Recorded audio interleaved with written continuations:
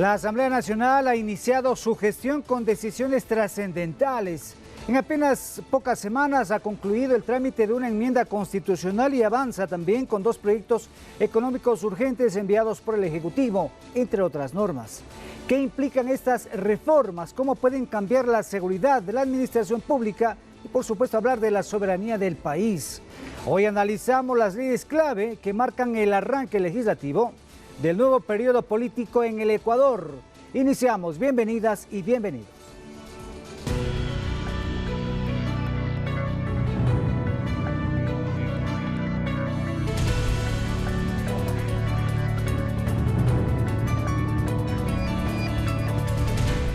Con 82 votos afirmativos, el Pleno de la Asamblea Nacional aprobó el informe de segundo debate de la propuesta para reformar un artículo de la Constitución y permitir que naciones extranjeras implementen bases militares en nuestro país para cooperar en la lucha contra el crimen transnacional.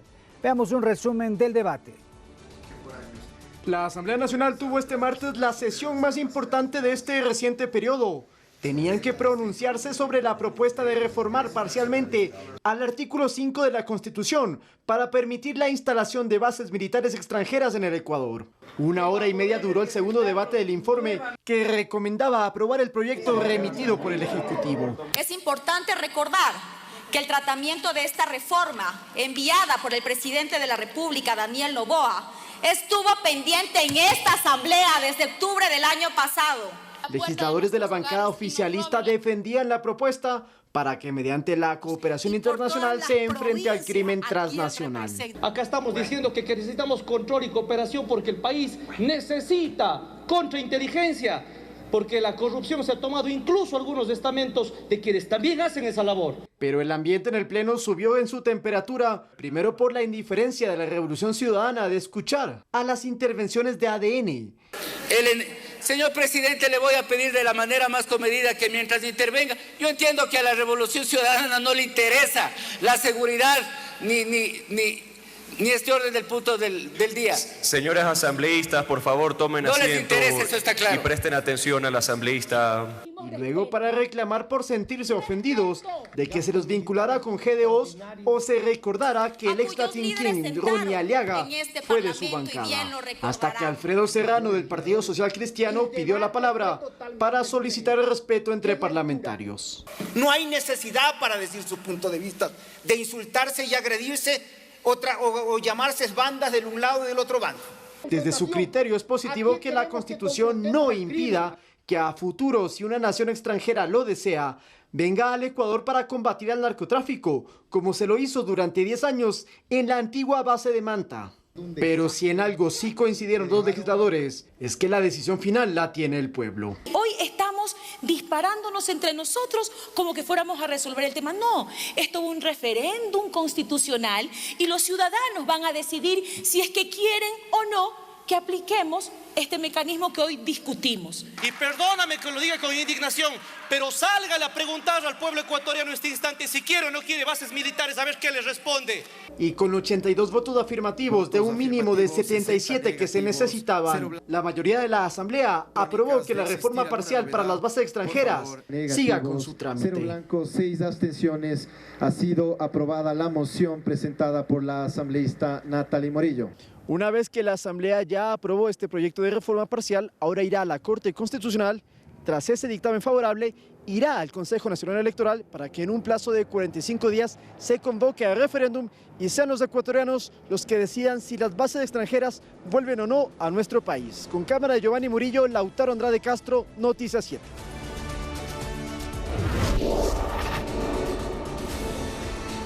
Muy bien, para este programa nos acompañan en esta noche Natalie Morillo Solórzano, quien es vicepresidenta de la Comisión de Fiscalización y Control Político, periodista y máster en marketing político, además con 15 años de experiencia en el sector público y privado. Muchísimas gracias por estar aquí. También está con nosotros Mario Amado Zambrano, legislador, miembro de la Comisión de Soberanía, Integración y Seguridad Nacional, expresidente de la Federación de Estudiantes Particulares del Ecuador, FEUPE, economista con una maestría en gestión de proyectos en la Universidad Pompeu Fabra de Barcelona. Buenas noches, gracias por su comparecencia a este programa. Bueno, y la Asamblea Nacional aprobó una enmienda constitucional, como vimos en el reportaje, que permite el ingreso, permanencia e instalación de fuerzas militares extranjeras en el Ecuador. Es una decisión histórica frente a nuevas amenazas como el crimen transnacional. Estamos ante una nueva forma de seguridad. Le consultamos ya a nuestros invitados. Gracias por estar aquí. Natalie, usted fue la proponente del tema. Al final fue aprobado. ¿Qué significa esto para el país? Bienvenida, buenas noches. Gracias, Romer. Buenas noches a toda la audiencia que nos está viendo y escuchando a esta hora a través de todas las plataformas de Ecuador TV. Bueno, nosotros con 82 votos, la Asamblea Nacional demostró que es una asamblea distinta y que realmente tiene la camiseta puesta del Ecuador. ¿Qué significa esto, Rommel? Con base a su pregunta, esto significa que van a poder venir bases militares extranjeras después de que sea aprobado el referéndum, que estoy segura que la ciudadanía en las urnas le va a decir que sí, porque en este momento estamos en una lucha contra el crimen organizado transnacional. ¿Y qué representa esto? Pues más seguridad. Es parte de las acciones de todo el conglomerado que tiene el presidente de la República, Daniel Noboa, en su estrategia para brindarle seguridad a todos los ecuatorianos. Esto forma parte entonces de este gran plan que obviamente por razones de seguridad no puede darse a conocer abiertamente, pero forma parte de una estrategia para enfrentar el crimen organizado. Así es, necesitamos en este momento de la cooperación internacional, necesitamos de la interdicción en seguridad en la parte aérea, marítima, fluvial y terrestre, y justamente parte de las acciones de todo este conjunto de acciones que tiene el presidente de la República, una de ellas es la reforma parcial al artículo 5 de la Constitución, para poder abrirle nuevamente las puertas del Ecuador a las bases militares extranjeras en este momento que lo necesitamos. Vamos a seguir ampliando el análisis. Está con nosotros también Mario Amado Zambrano, legislador, integrante de la Comisión de Seguridad. En el ámbito de la seguridad, hemos escuchado a lo largo de los últimos meses también sobre el tema de la enmienda constitucional, el tema de la soberanía. ¿Qué significa esto? Aprobada esta enmienda que deberá pasar a referéndum con respecto al tema de la soberanía. Bienvenido. Muy buenas noches, Rommel. Muchísimas gracias por la invitación.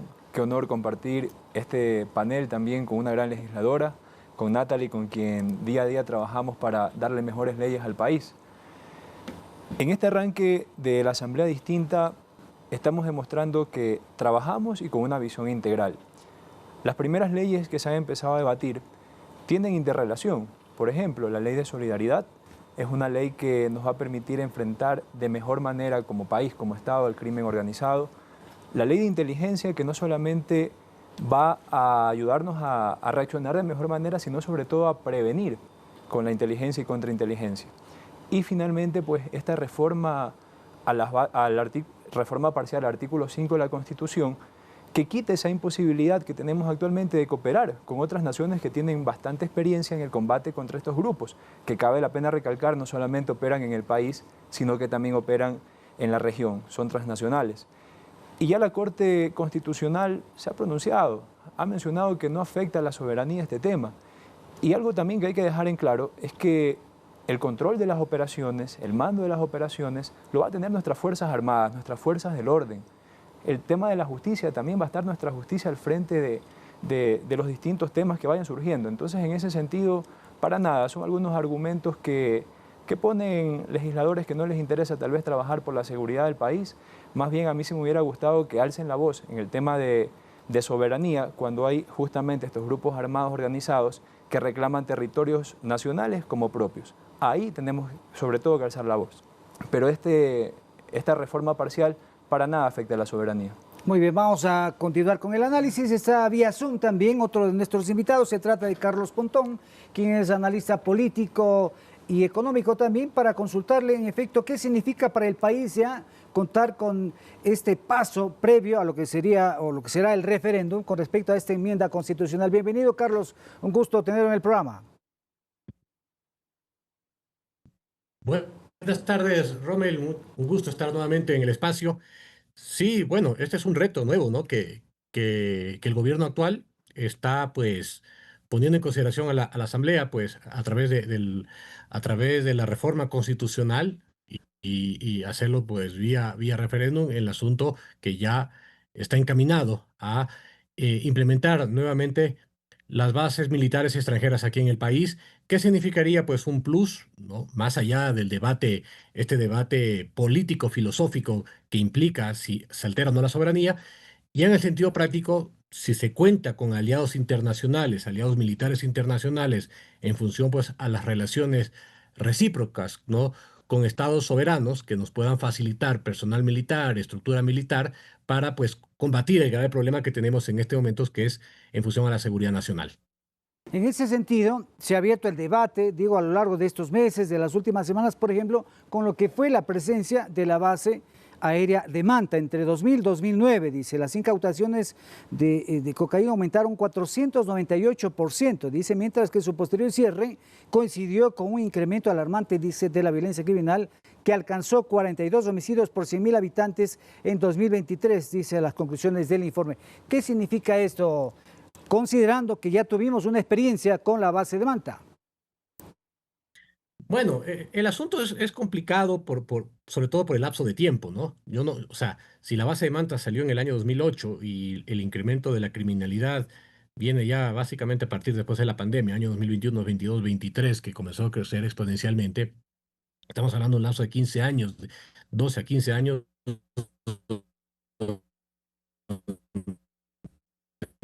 Que hay algún tipo de intermitencia en la conexión. Bueno, estaba planteada la pregunta también para usted, Natalie, en el sentido de que ya tuvimos una experiencia aquí en el país con la base de Manta, desde 2000 a 2009, y esto ha generado también una serie de debates al respecto. Claro, nosotros lo hemos analizado, nosotros recibimos incluso a los expertos en seguridad, recibimos a los expertos constitucionalistas y también a ciudadanos, a manavitas. Aquí estoy justamente con un colega que me acompaña, que es de la provincia de Manabí, y quién mejor que las personas que habitaron en Manabí para que nos digan cuál ha sido la diferencia de cuando existía la base militar de Manta y después cuando se eliminó. Recordemos que incluso existe un análisis, un artículo del politólogo Arduino Tomasi, en donde señala de todos estos años cómo subió y existen 7.000 personas desaparecidas que nadie ha dicho nada. Eso es lo que nosotros también estamos solicitando información, nadie nos dice, no nos dan respuestas, porque obviamente es parte de la vieja política que no quiere que se transparente la información. ¿Qué ha pasado? Por eso yo decía que necesitábamos la interdicción en la parte aérea, marítima, fluvial y terrestre, porque ¿qué ha pasado incluso con las incautaciones? Rommel, ¿qué pasó durante todo el tiempo que no estuvo la base militar de Manta? ¿Qué pasó en el Océano Pacífico? ¿Cómo eran las incautaciones? Revisemos o preguntémonos dónde están los desaparecidos pesqueros. ¿Qué pasaba con ellos? Ahí, si hacemos nosotros una trazabilidad, nos vamos a dar cuenta que las bases militares extranjeras funcionan. ¿Por qué? Porque necesitamos nosotros de las capacidades que otros países tienen para operar conjuntamente en inteligencia, en investigación y podernos adelantar a los hechos con las capacidades de otros países. Y lo que decíamos también y lo que veíamos, ya tenemos un largo recorrido también en el tema periodístico, veíamos que, por ejemplo, utilizaban ya tecnología avanzada. En esa época estamos hablando 2000, hace 25 años. Había estos aviones con radares, en fin. Imagínense ahora cómo será la tecnología que va a permitir precisamente quizá ejercer un mejor control. Primero Natalie, después Mario. Sin duda, sabemos que todo ha cambiado, los mecanismos han cambiado. A veces se habla de solamente la infraestructura de la base, pero no es así. En este momento, toda la tecnología, incluso tenemos inteligencia artificial. Imagínense las potencialidades ellos nos pueden que hay. ayudar. Ya el presidente de la República mantuvo una gira, tenemos acercamientos, se reunió con el presidente de Francia en Israel y todos ellos, incluso estuvieron los ministros de Defensa y el ministro del Interior en estas visitas para poder recibir este acompañamiento, y los presidentes de estos países han dicho que tienen el incentivo de poder ayudar al Ecuador a combatir el crimen organizado transnacional. Porque también hay que tener en cuenta la droga que se incauta y la droga que llega también a los puertos europeos. Por eso necesitamos hacer un trabajo conjunto, solos no podemos. Y en ese sentido, Mario, usted, tuvimos una entrevista también esta semana y usted recordaba precisamente su experiencia, obviamente de su niñez, de su juventud también, con respecto a la presencia de la base de Manta en la provincia de Manabí. Así es, Rommel, efectivamente. Yo nací en Chone, pero por temas laborales de mi madre me mudé muy pequeño a la ciudad de Manta, donde estaba esta base extranjera. Y pude ver de cerca cómo constantemente ellos le daban golpes al narcotráfico, al crimen organizado. Cuando sale la base de Manta, el crimen común, las bandas locales, empezaron a tener vínculos con carteles internacionales y ya dejaron de ser delincuentes comunes y ya se volvió delincuencia organizada. Y en el debate que teníamos en el Pleno, yo escuchaba algunas posturas de asambleístas de otras bancadas, pero yo sí quiero plantear la interrogante en esta mesa, es decir, ¿cuál es tal vez ese temor, por así decirlo, si el pueblo ecuatoriano es quien va a decidir al final del día si decide o no hacer esta reforma a este artículo de la Constitución? Queridas familias ecuatorianas, créanme que en Manabí la realidad es bastante dura. En la costa ecuatoriana el crimen organizado está golpeando con fuerza. Todos nosotros que llegamos a la asamblea estuvimos haciendo campaña y cuando golpeábamos la puerta la gente nos pedía más seguridad y eso es lo que estamos haciendo. Si ustedes van y le preguntan a las familias manavitas, a la gente en Manta, si estábamos combatiendo de mejor o peor manera la delincuencia organizada con la base, la respuesta va a ser que sí. Eso se habla en las calles, eso se habla en los barrios. Entonces ahora nosotros tenemos en nuestras manos esa posibilidad y tenemos que asumirla con la responsabilidad que aquello amerita. Correcto. Vamos a ver si está restablecida la conexión con Carlos Pontón, analista político, también económico. Carlos, queremos avanzar con este análisis en el sentido de que, por ejemplo, queda claro, ya lo han dicho acá los asambleístas, de que no se trata de una violación, una vulneración a la soberanía, sino se trata de una cooperación. Es decir, que elementos militares ecuatorianos, una vez que se apruebe la enmienda, pues dirigirán todas las operaciones, todas las acciones, como en su momento, aquí hemos conversado también con ex jefes militares que decían que en su momento, cuando estaba operativa la base de Manta, son los militares ecuatorianos los que realizarán precisamente o dirigirán en este caso las operaciones, Carlos. Sí, disculpas más bien si fue un tema de conexión. No sé si me están escuchando en este momento. Ahí está bien. Adelante. Ya. Bueno, perfecta. Justamente ese es el gran reto, ¿no? Que yo lo estaba mencionando y hay que demostrar que en función, si se llega a dar la reforma constitucional, ¿no? Que se necesita de un referéndum posterior, si el pueblo ecuatoriano lo acepta, tal como lo señala el señor asambleísta, el reto es establecer si esta alianza, esta cooperación con personal militar, estados extranjeros, a través de sus equipos, a través de su tecnología, puede detectarse, pues bienvenido sea. Más allá del tema de perder o no soberanía, porque eso ya se verá efectivamente si el personal militar ecuatoriano, ¿no? Entrega el control a las bases internacionales. Eso ya creo que es materia de otro debate. Aquí el asunto es si esa medida va a ser efectiva. Porque el crimen organizado, la violencia, los grupos de delincuencia organizada, ¿no? Que justamente es uno de los propósitos, ¿no? de esta ley para desarmar las economías criminales, es darle esta categoría más allá de una delincuencia común. Y eso comenzó desde el año 2022 en adelante, ¿no? Eso comenzó del año 2022 en adelante. En ese momento es donde, digamos, la política de defensa, la política para combatir a estas economías criminales, necesita dar un paso más adelante de lo que ya veníamos teniendo anteriormente. El hecho de repetir los mismos mecanismos que tuvimos del 2008 para atrás con la base Manta son muy diferentes a lo que tenemos actualmente. Esto se necesita de objetivos claros y se necesita obviamente que esta alianza y esta cooperación internacional signifique que el personal de las Fuerzas Armadas, ¿no? Toda la institución militar cambie sus procedimientos, se capacite e incluso aumente el número de soldados para que esto no vuelva a pasar a futuro. Eso, claro, Natalie, dependerá ya de una política de Estado que vaya aplicando el gobierno nacional. Usted lo mencionó de alguna manera en que esta es solamente una de las aristas de este gran plan, considerando que en estos recorridos, en estos viajes que ha realizado el presidente de la República, en efecto se ha hablado de temas de cooperación militar. Hemos hablado también de países de América Latina, estaba Brasil, entiendo que está Chile, Argentina. Hay buenas relaciones para que puedan colaborar en todas estas tareas con el objetivo de enfrentar al crimen transnacional. Y esa enmienda va a permitir en su momento, si es que así se aprueba, contar con una instalación. Quizá habrá que ver cómo avanza el tema, pero Digo, son varias aristas, se trabaja por varios frentes. En el siguiente bloque analizaremos la otra ley económica, pero digo, eso forma parte, son varias aristas para cerrar el cerco. Así es un conjunto de acciones y aquí también tener algo claro, aquí nos afecta la soberanía. ¿Qué mejor soberanía, Rommel, y a los ciudadanos que nos están viendo en esta noche, qué mejor soberanía que sean los electores, los ciudadanos, en las urnas, quienes expresen su voluntad, si están o no están de acuerdo con traer las bases militares extranjeras de vuelta al país. Existen países en Europa que tienen bases militares extranjeras y son soberanas. Así que creo que el tema de la soberanía tiene que dejar de ser politizado y más bien pensar en los ciudadanos. Y en ese sentido, Mario, ¿qué podemos abonar con respecto a este tema? Usted habló también en el sentido de que hay, bueno, en todo el país, ¿no? Entiendo que está afectado por el tema delincuencial, pero más se siente en el ámbito de la costa, de las playas, que se han convertido, lamentablemente el país se ha convertido en un país de paso de estas sustancias ilícitas. Así es.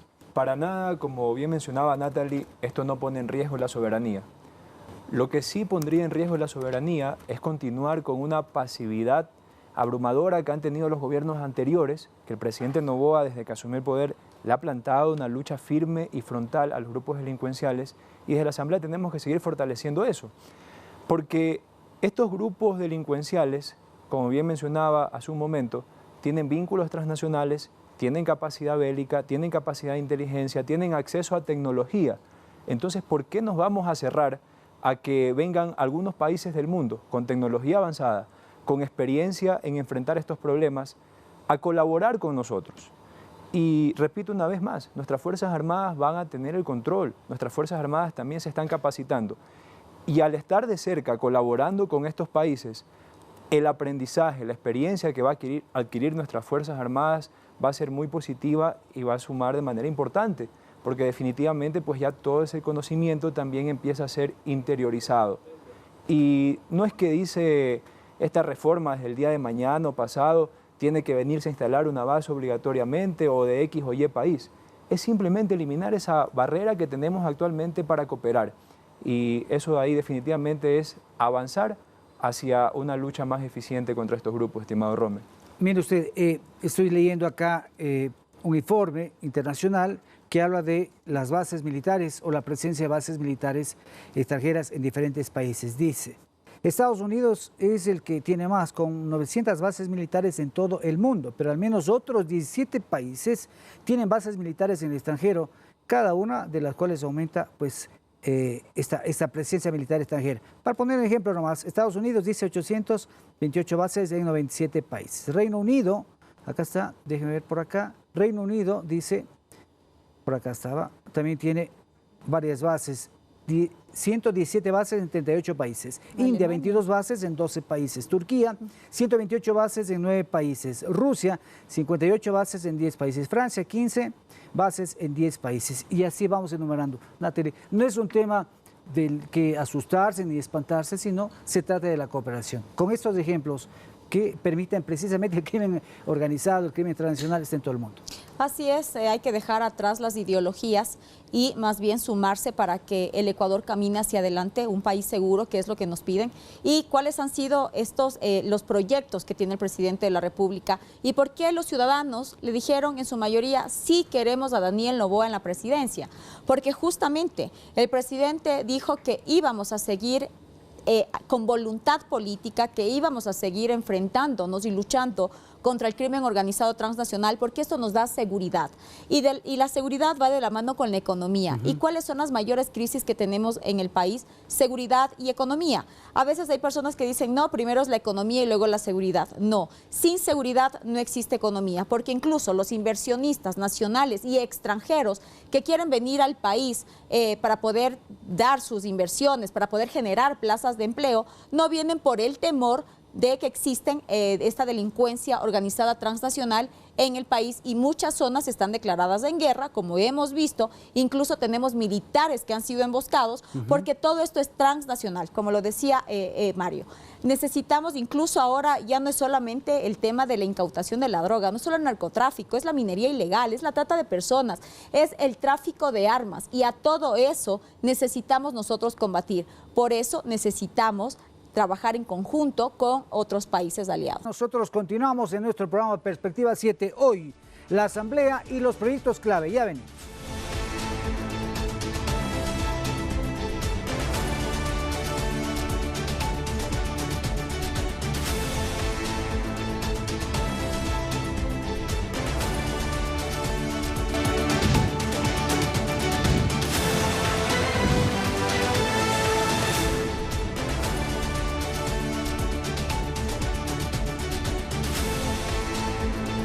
Continuamos en Perspectiva 7 en nuestro programa de hoy. Leyes urgentes, la Asamblea y los proyectos clave. Queremos contarles que la Comisión Legislativa de Desarrollo Económico retomó el tratamiento para segundo y definitivo debate del proyecto de ley económico urgente de Solidaridad Nacional. Se expusieron sus argumentos el editor jurídico de la Corte Nacional de Justicia y el titular del Consejo Nacional de la Judicatura. Vamos a ver. Las comparecencias de este lunes se centraron en la temática penal que contempla el proyecto de ley económico urgente de Solidaridad Nacional. José Gabriel Terán, director jurídico de la Corte Nacional de Justicia, expuso las propuestas institucionales para que la norma en análisis tenga una mayor aplicabilidad, especialmente el articulado que se refiere a las donaciones de bienes muebles e inmuebles que recibirán las fuerzas del orden. Y que, naturalmente, estas donaciones puedan tener un impacto en cuanto se refiere a una rebaja en el impuesto a la renta. El aporte de Corte Nacional es reemplazar la frase equipamiento y suministros por una frase que en el contexto del proyecto de ley se entendería mucho mejor, que sería en bienes muebles e inmuebles destinados para este fin. Respecto a los allanamientos sin orden judicial, el funcionario de la Corte dijo que dichos procesos deben estar ajustados a los parámetros establecidos en las normas nacionales e internacionales. Es necesario en la actuación estatal, de Fiscalía, de Corte Nacional, del Consejo de la Judicatura, en fin, de todas las instituciones públicas, garantizar el debido proceso y dentro del debido proceso las garantías del derecho a la defensa. Y es precisamente lo que el legislador debe cuidar al momento de diseñar una norma que permita la actuación del Estado ecuatoriano en este tipo de circunstancias. Mario Godoy, presidente del Consejo de la Judicatura, mencionó que la norma debe orientar a la ampliación de competencias para que los magistrados especializados en corrupción y crimen organizado reciban una mayor capacitación en un plazo de 90 días para juzgar los delitos relacionados al conflicto armado interno. Desde luego, el componente oficial tiene que pasar por la Escuela de la Función Judicial para nosotros dar el respectivo aval que se requiere. Además, esta mesa legislativa abocó conocimiento de la iniciativa del Ejecutivo de Innovación y Fortalecimiento de la Gestión Pública, presentada a la Asamblea como urgente en materia económica. Javier Ceballos, Noticias 7.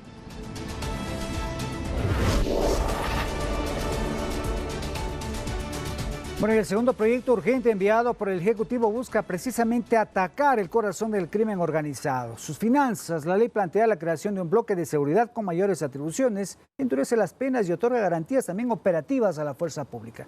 En ese sentido, esta será una herramienta efectiva para desmantelar las economías criminales. Natalie. Así es. No hay nada más económico y urgente que romper con las economías criminales. Ese es el objetivo, todo va de la mano, en conjunto con el tema anterior que nosotros teníamos en este panel, y justamente es eso, poderle decir a la ciudadanía que queremos romper con las economías criminales, porque las economías criminales incluso tienen mayor presupuesto que el propio presupuesto general del Estado. Ya lo decía... Tienen mejores equipos, tienen mejor tecnología, incluso armamentos, de todo, porque Así tienen es. el recurso económico. Tienen el recurso económico y ya lo decía el embajador de Italia, no lo dice el gobierno, lo dice el embajador de Italia. 30.000 millones de dólares de lavado de activos es parte del Producto Interno Bruto del Ecuador. Es decir, casi el presupuesto general del Estado. Exacto, es decir, que dentro de toda la economía existe este lavado de activos y es a lo que nosotros tenemos que romper.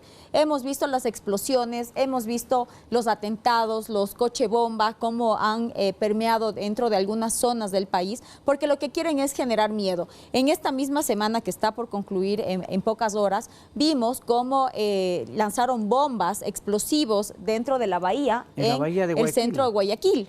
¿Por qué? Por los vacunadores. Eso es lo que nosotros queremos cortar. Ya no más vacunadores, ya no más extorsión. ¿Y cómo lo cortamos esto? Pues rompiéndole, quebrándole las economías criminales que tanto daño nos hacen al país. Algo que se ha cuestionado o se ha planteado que debería haber un mayor énfasis es el tema, Mario, es el tema, digo yo, del fortalecimiento de las unidades, de las entidades de control. Hablemos de la UAFE, hablemos de otros organismos también que se encargan precisamente de verificar esto que tiene que ver con evitar o detectar el lavado de activos. Por supuesto, todo va de la mano, como mencionaba al inicio de esta intervención, no solamente la ley de solidaridad, sino el paquete normativo, el conjunto de leyes que está impulsando la bancada ADN, justamente tiene esa visión de combatir de manera integral al crimen organizado.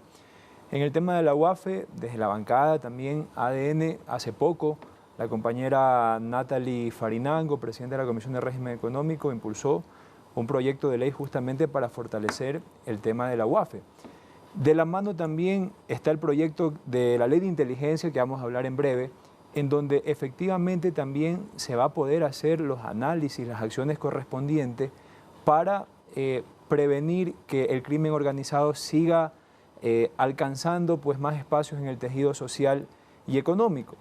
Como lo decía Natalie, este proyecto es económico urgente porque no hay desarrollo económico sin seguridad, pero ojo, tampoco vamos a tener seguridad sin decisión, sin una decisión firme.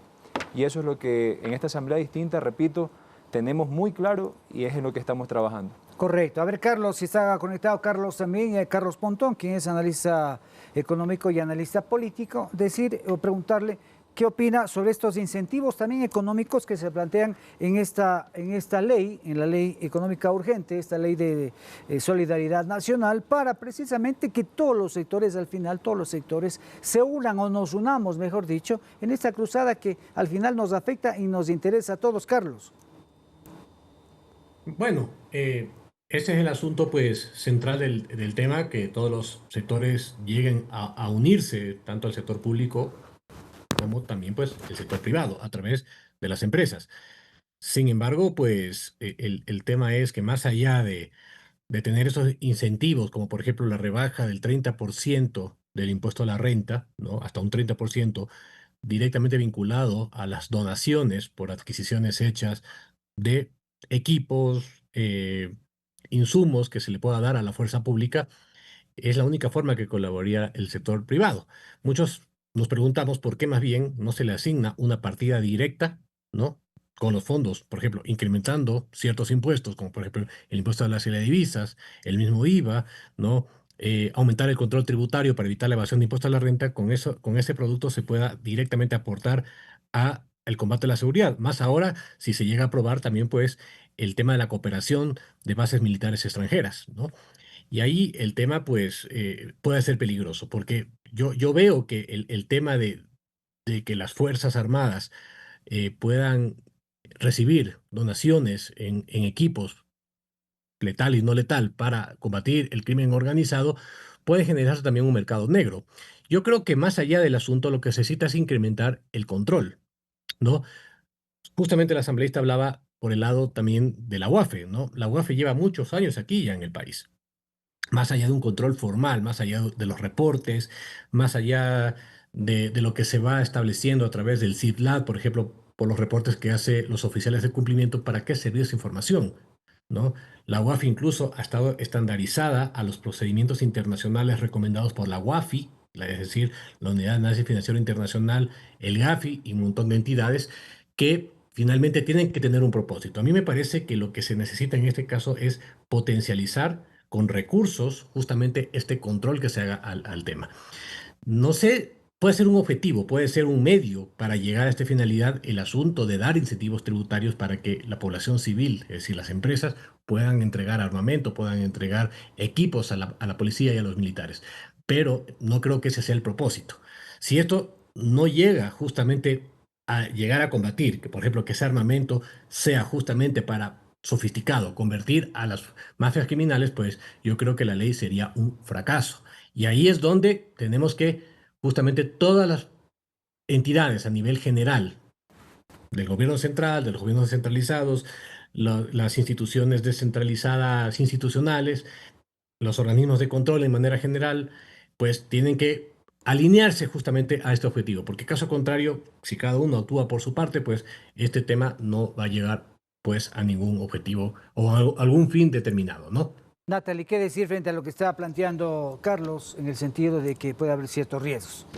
Bueno, primero decirles que esta ley no es impositiva, porque si fuera impositiva, más bien saldría el otro grupo a decir que nuevos tributos, nuevos que impuestos. Es una ley tributaria que afecta a los empresarios, que afecta al sector privado. Todo lo contrario, aquí se ha dado justamente un incentivo fiscal para que las empresas privadas que quieran hacer sus donaciones a nuestra fuerza pública, que en este momento lo necesita, puedan realizarlo a través de equipamiento, incluso a través de bienes muebles e inmuebles, que también fue agregado dentro del informe final para esta ley. Eso es lo importante. Necesitamos trabajar en conjunto, como le decía hace un momento. Recordemos qué pasó en Colombia en la época de Pablo Escobar. La empresa privada se unió también a esta lucha. Necesitamos incluso, esta ley es justamente para poder romper con las economías criminales, pero en Colombia, en aquella época, se unió el público con el privado para poder sacar a los menores, a los niños y a los jóvenes para que dejen de ser cooptados por el crimen organizado y poderles dar nuevos mecanismos en deporte, en cultura, en recreación, para que puedan ser incentivados los menores de edad y no sean corrompidos por la delincuencia. Eso es lo que en este momento necesitamos. También trabajar de la mano con la empresa privada. Incluso estuvieron representantes de las cámaras del país dando sus aportes y diciendo que esta ley era beneficiosa porque obviamente iban a aportar para poder fortalecer a las Fuerzas Armadas y a la Policía Nacional. Correcto. Y en ese sentido, a ver, Mario ya va a comentar también, pero decir que, por ejemplo, la Comisión ha destacado que para desarticular la economía criminal es indispensable identificar los bienes en poder del crimen organizado, priorizar su incautación y debilitar su capacidad operativa. Y en este caso, volvemos al tema de la Unidad de Análisis Financiero y Económico UAFE, tendrá un rol fundamental en este proceso. Mario. Totalmente de acuerdo. Y estamos en guerra, no hay que olvidarnos de eso, en guerra contra estos grupos. Y cuando estamos en una situación así, todos como sociedad, como país, tenemos que colaborar, tenemos que apoyar. Y efectivamente no es que se le está diciendo al sector empresarial, al sector industrial o comercial, ustedes van a tener que aportar obligatoriamente. O sea, se deja establecidos los mecanismos para que los empresarios que deseen puedan hacerlo.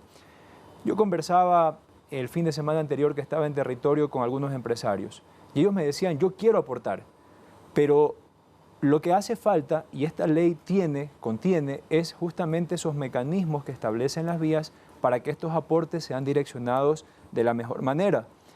Y sí funciona, de hecho... O sea, no creo que sea discreción, ¿no? El tema debería, como se planteó acá, no como quiera, sino tiene que ser organizadamente. Claro, posterior a un análisis. Exacto, a las necesidades de cada sector. Totalmente. Es diferente en cada región del país. Y yo ahí sí discrepo con Carlos en el tema que él planteaba sobre el tema de aumentar los tributos. Nosotros estamos en una reactivación económica. El país está empezando a reactivarse. Por ejemplo, quiero poner sobre la mesa algunos datos. Al cierre de abril del 2025 se alcanzó el máximo histórico en ventas. Por primera vez superamos los 20.000 millones. También al cierre de abril tuvimos una de las mayores recaudaciones tributarias. Pero esto no es coincidencia, esto es porque el Ecuador está empezando a generar confianza. El gobierno, el presidente Daniel Noboa también ha empezado a aplicar una serie de medidas y políticas para fortalecer el comercio, para fortalecer y dinamizar la demanda agregada del país. Y ahora que muchos sectores están saliendo de una depresión económica, están en una recuperación, no podemos afectarlos directamente con tributos, más bien tenemos que ayudarlos a que siga ese crecimiento económico. Y claro, en ese sentido, comenzamos con Carlos también esta semana, hicimos un reportaje también con respecto a lo que menciona la recuperación económica del país. Por ejemplo, Carlos, el tema del riesgo país. El riesgo país sigue bajando. Así es. En apenas 2 días se bajaron como 5 o 6 puntos y a lo largo de los últimos días también. Esto gracias, según el análisis, gracias, por ejemplo, a las medidas económicas anunciadas por el Gobierno Nacional durante esta semana, que tienen que ver precisamente con una mejora o buscar mejores condiciones para el país. Carlos, condiciones económicas. O Mario, ¿quieres decir algo después, Carlos? Solo acotar algo. El hecho de que se pueda establecer esta medida de crédito tributario no implica que el Gobierno Nacional no vaya a poner más esfuerzos en fortalecer el tema de seguridad. Pero si a estos esfuerzos adicionales también se puede sumar el apoyo privado, vamos a tener un mayor alcance en las políticas públicas. Solo eso, no es que en ninguna parte se ha dicho que el gobierno va a reducir o va a mantener el gasto en seguridad, para nada.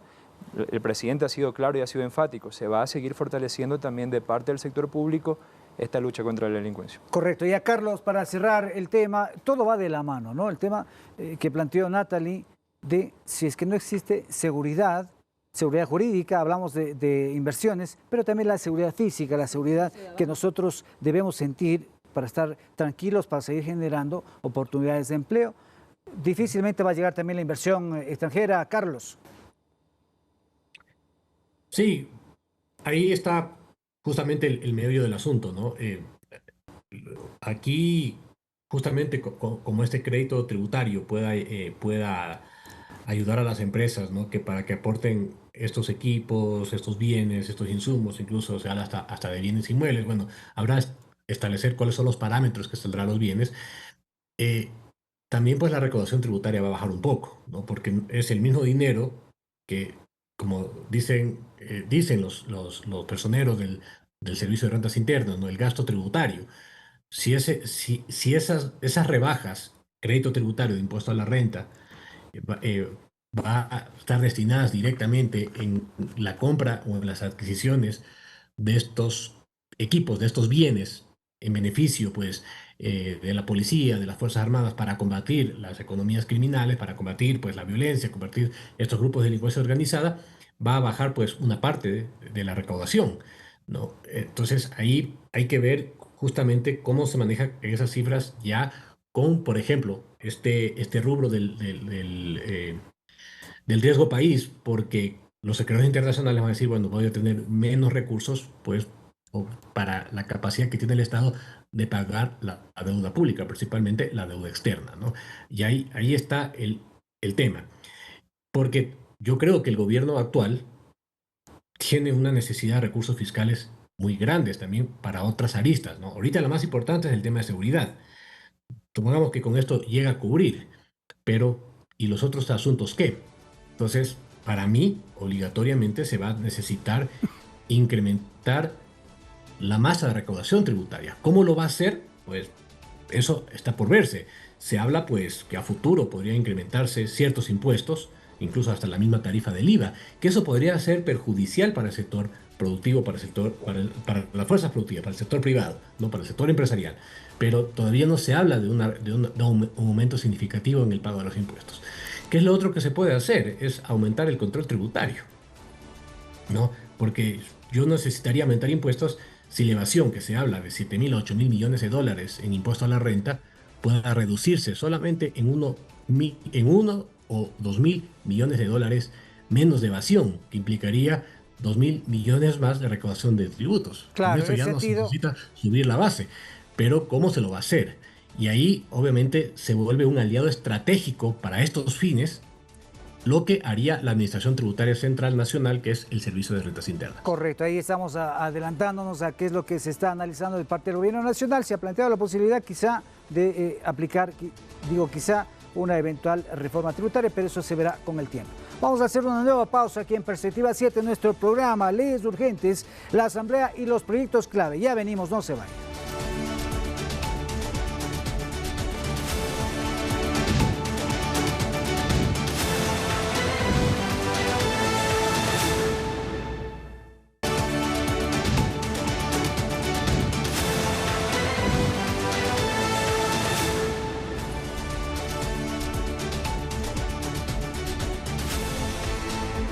Gracias por estar en nuestro programa Perspectiva 7. El tema de hoy, leyes urgentes, la Asamblea y los proyectos claves. Queremos contarles que la Comisión de Desarrollo Económico deberá también, por disposición del Consejo de Administración Legislativa, tramitar el proyecto de ley económica urgente para la innovación y el fortalecimiento de la gestión pública. La iniciativa pues debe ser aprobada en la Asamblea hasta el próximo 28 de junio. Veamos. Ni termina el trámite del proyecto de ley de solidaridad nacional que la Comisión de Desarrollo Económico debe evacuar la propuesta legal para la innovación y fortalecimiento de la gestión pública, que también tiene la figura de urgente en materia económica.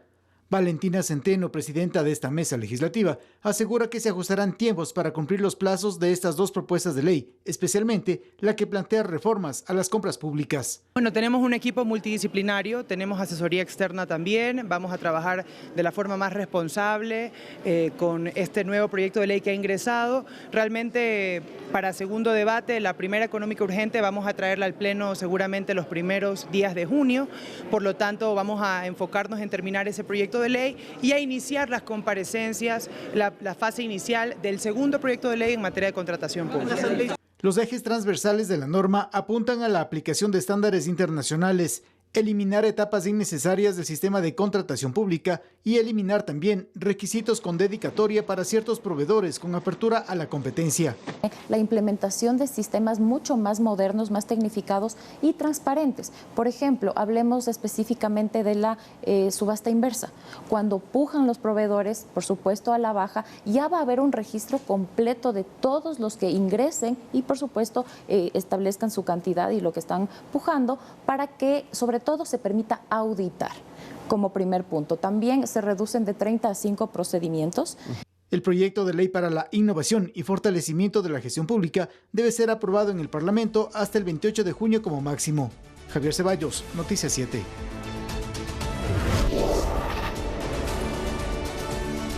Bueno, y la contratación pública ha sido uno de los focos históricos de corrupción en el país. El Ejecutivo entonces propone una transformación profunda del sistema para hacerlo más transparente, competitivo y menos vulnerable.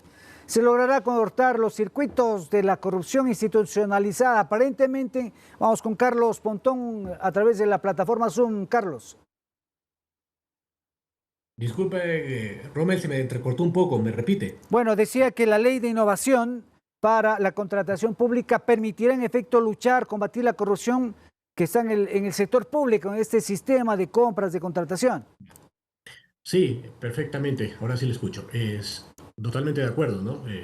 Evidentemente el Sistema Nacional de Contratación Públicas, a través de las compras públicas, como se suele englobar todo este conjunto que está a los temas netamente de contratación pública, compras públicas en general, necesita un cambio, necesita una reforma integral, no solamente legislativa, sino también de varios procedimientos, ¿no? Porque las compras públicas básicamente es ahí donde se enfoca los asuntos de los desvíos de los dineros públicos, de la corrupción, del cohecho, del peculado, de la concusión, del enriquecimiento ilícito, que va de la mano, pues, justamente con otra parte del grave problema que tiene el país, que es la corrupción, que muchos de esos dineros también se terminan pues fugando al país o se terminan lavando activos. Bueno, ese como contexto general. Obviamente yo creo, he leído brevemente el proyecto de ley y tiene muchas cosas positivas, principalmente porque, claro, ya estamos en una época más digitalizada que cuando salió la ley hace aproximadamente década y media atrás, ¿no? Se necesita de mayores herramientas, de mejor tecnología, digamos, para poder simplificar, para ser más eficientes en el asunto de las compras públicas, ¿no? Eso creo que es uno de los puntos bastante favorables que en este momento lo propone el Gobierno Nacional a través también de su bancada legislativa. Muy bien, queremos agradecer también a Carlos Pontón, analista económico y político, que está con nosotros en este programa. Muchas gracias, estamos terminando. Un gusto saludarlo y seguiremos conversando más adelante. Muchas gracias, Carlos. Bueno, aquí en la mesa. Rommel. Muchas gracias, un gusto, muy amable. Natalie, nos queda poco tiempo ya decir que esta es una propuesta que busca, como decíamos, enfrentar la corrupción en el sistema de compras públicas, pero también a través de qué mecanismos, agilitar los procesos, agilitar los trámites, que no sean tan engorrosos, no poner tantas trabas, sino que sea más rápido, más transparente, aplicando obviamente las herramientas que tienen que ver, por ejemplo, para el beneficio del Estado, la subasta inversa y otros mecanismos que van a permitir quizá fortalecer el control. ¿Esto es así? Así es, eficiencia en la contratación pública. Y esto es una evidencia más que el presidente Daniel Noboa cumple. En campaña, él mencionó que una de las reformas que iba a existir era al sistema de contratación pública. Y aquí está la evidencia. Estamos tratando dentro de la Asamblea Nacional esta ley económica urgente propuesta por el presidente de la República, en donde lo que se quiere es que el sistema, toda la contratación pública, el CERCOP, deje de ser sinónimo de burocracia y de corrupción, porque sabemos que a veces existen trámites engorrosos únicamente porque a quienes se les quiere dar los contratos es a los amigos. Esto es corrupción y direccionado, esto no. dice usted. Direccionado. Así es, temas direccionados. Manipulación de lo que se llama los TDR, los términos de referencia, en fin. Sin duda. Justamente por eso, dentro de este proyecto económico urgente también existe un artículo en donde se señala que las personas que puedan denunciar, que sepan de estos actos de corrupción dentro de algún proceso de contratación pública, van también a estar en el sistema y van a poder tener privilegios siempre y cuando se evidencie que la denuncia es real. ¿Y cómo evitar, Mario, también que estos dineros mal habidos, estos dineros de estas actividades ilícitas puedan también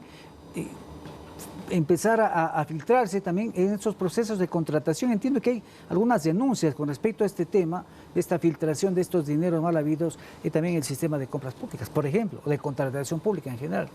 Efectivamente, este proyecto lo que busca es dar más transparencia, también al digitalizar los procesos y evitar, digamos, que en ciertos puntos del proceso haya la discrecionalidad humana. También se va a evitar estos sesgos tal vez de corrupción de algún funcionario.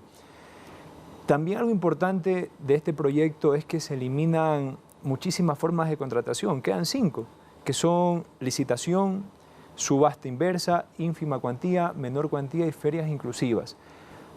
Al eliminar también esta abrumadora burocracia que existe actualmente en las compras públicas, también le da más facilidades a los emprendedores, a los artesanos, de poder ser parte de estos procesos. Y no es algo menor porque la contratación pública representa el 6.5% del PIB, alrededor de 8.000 millones de dólares. Y si esos 8.000 millones de dólares no están concentrados en esos círculos viciosos, en los mismos de siempre, sino que se democratiza y que se distribuye entre estos emprendedores, empresarios, artesanos, vamos a tener un mejor dinamismo económico. Correcto, ya para terminar las conclusiones, ¿qué se puede decir de todo esto del trabajo? Hemos analizado brevemente estos proyectos urgentes económicos, esta enmienda constitucional. Vemos que hay una mayoría que está funcionando en la Asamblea Nacional. ¿Se está sintonizando con las necesidades del país, Natalie? Así es. Ahora queremos decirle a todos los ciudadanos que cuenten con sus asambleístas, con sus legisladores, que realmente vamos a trabajar para que esta asamblea siga siendo distinta, que ya lo he evidenciado desde el 14 de mayo, que vamos a seguir trabajando para que el Ecuador siga caminando hacia adelante, que nosotros no nos vamos a detener, que podrán decir lo que quieran, pero en el pasado la vieja política no va a volver, que se terminó la asamblea revanchista, llena de odios, con proyectos o con temas de fiscalización a la carta. Ahora la fiscalización es integral y la legislación es únicamente en beneficio de los ecuatorianos. Mario, ya para finalizar, un comentario. Me sumo a las palabras de Natalie. Esta asamblea sí está trabajando para solucionarle los problemas a los ciudadanos. Vamos a enfocarnos en seguir escuchándolos también, en seguir en territorio, y tengan la plena seguridad que nosotros estamos del lado correcto de la historia, del lado de las familias ecuatorianas, no del crimen organizado. Bueno, y también les han apretado ahí a ustedes como asambleístas, ¿no? Ya multas por faltar, por ausentarse, en fin, eso forma parte también, creo yo, de una nueva visión de la Asamblea, Mario y Natalie. Sin duda, es un tema de transparencia. No pueden faltar ahora ya. No se puede faltar y eso es justamente lo que quiere la ciudadanía, ya no a los legisladores que ni siquiera iban a las curules, sino que tengan legisladores que estén legislando por los ecuatorianos, todos los días, en territorio y en Quito, en el Pleno de la Asamblea. Así es, estos temas que el presidente Holsen ha determinado, de la puntualidad de las multas a la gente que incumple el reglamento, en verdad nosotros lo vemos positivamente, es un respeto al pueblo ecuatoriano. Y si nuestros hermanos ecuatorianos trabajan todos los días, ¿por qué la Asamblea tiene que trabajar 2 o 3 días? Asimismo, tenemos que día a día dar lo mejor de nosotros. Muchas gracias a nuestros invitados que nos han acompañado en este programa. Y de esta manera el nuevo periodo legislativo comienza con reformas, como vemos, de alto impacto que marcarán sin duda la agenda política y social del país, desde la seguridad y la lucha contra el crimen hasta la integridad en el gasto público. Los desafíos son enormes, como vemos, así es que gracias por acompañarnos en Perspectiva 7. Los esperamos el próximo domingo a las 20 horas para seguir analizando los temas que marcan el futuro del Ecuador. Muchas gracias. Felicidades, Ecuador.